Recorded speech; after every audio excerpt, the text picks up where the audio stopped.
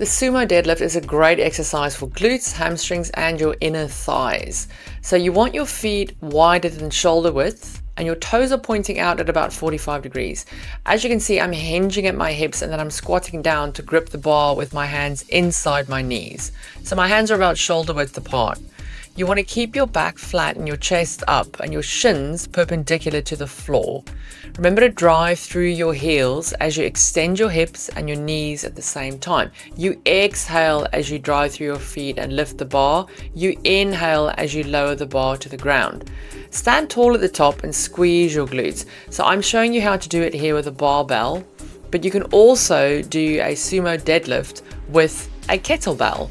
So here's what it looks like with a kettlebell. It's the same exact movement. You want to stand tall at the top, squeeze your glutes without hyperextending your back. And you want to lower the bar or the kettlebell or the dumbbell with control, where you're reversing the movement. Focus on form over weight. This is quite an advanced exercise, but it's great if you want to tone your glutes, your hamstrings, and your inner thighs. And here I'm showing you how to do it with a dumbbell. And you can choose how you want to hold the dumbbell. You can either grip it with one edge or hold it right in the center. You decide.